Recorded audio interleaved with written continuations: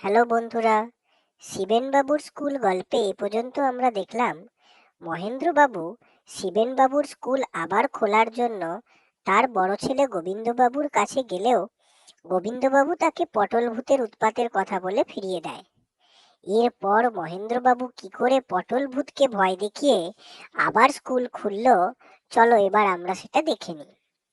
যারা প্রথম পর্বটা দেখেনি তারা নিচের ডেসক্রিপশনে দেওয়া লিঙ্কটা ক্লিক করে দেখে নিতে পারো। বাবা জীবন, গোবিন্দ কিন্তু মিথ্যে কথা বলেননি। ওই পটলের ভূতই বটে। তুমি বিশ্বাস করবে না বলে বলিনি, কিন্তু ঘটনাটা সত্যি। কি আর করবে বলো? ওসব কথা ভুলে যাও। অনেক রাত হলো, এবার শুয়ে পড়ো।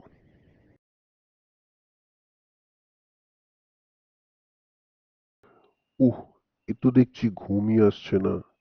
না না, এইভাবে হাল ছেড়ে দিলে তো হবে না। বেটা, পটল ভূতকে জব্দ করতেই হবে। যাই, এক্ষুনি ওই পুরো স্কুলটায় গিয়ে পটল ভূতের সাথে কথা বলি। পটল বাবু, পটল বাবু শুনতে পাচ্ছেন? আগে আমি হলাম মহেন্দ্র মাস্টার। বহু গাধা ঠেঙিয়ে মানুষ করে দিয়েছি, বুঝলেন?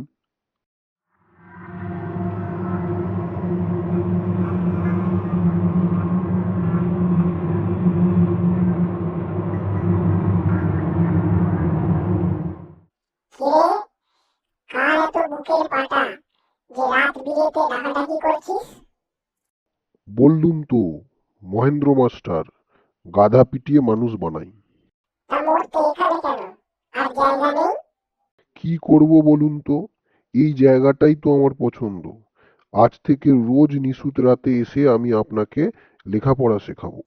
হ্যাঁ, লেখাপড়া? আমাকে? যে আজ্ঞে। আপনার কথা শুনে মনে হলো আপনার ভেতরে এক অবিদ্যার বাস। তাকে তাড়াতে হলে বিদ্যের দরকার। আপনি তৈরি থাকুন। কাল থেকেই আমি আপনাকে পড়ানো শুরু করব। প্রথম মুগ্ধাবাদ, তারপর বর্ণপরিচয়, তারপর ব্যাকরণ, কথামালা, হিতোপদেশ। শেখালেই হলো, যদি না শিখি? সহজে শিখবেন না সে আমি জানি, কিন্তু আমি তো ছাড়বার পাত্র নই। দেখো মাস্টার, মানে মানে কেটে পড়ো, নইলে এমন সব কাণ্ড করবো যে পালানোর পথ পাবে না। দেখুন না চেষ্টা করে, কত ডাকাত ছেলেকে জল করে এসেছি। আপনি তো কিছুই নন। আচ্ছা টেটিয়া তো। দেখো মাস্টার, ও তোমার কম্ম নয় হে। যখন স্কুলে পড়তুম তখন কত মাস্টার কত চেষ্টা করেছে, আমাকে শেখাতে পারেনি। তুমি কোথা থেকে উদয় হলে হে বাপু? উদয় যখন হয়েই পড়েছি, তখন আর সহজে অস্ত যাচ্ছি না, বুঝলেন পটলবাবু? দূর বাপু, আমাকে লেখাপড়া শিখিয়ে হবেটা কি? তার চেয়ে যাদের পড়ানো দরকার তাদের পড়াও। কিন্তু আপনার জন্য যে স্কুলটাও উঠে গেছে। ঠিক আছে বাপু, স্কুল হোক। আমি বরং তখন পাশের গায়ে হাওয়া খেতে যাব। ঠিক বলছেন তো?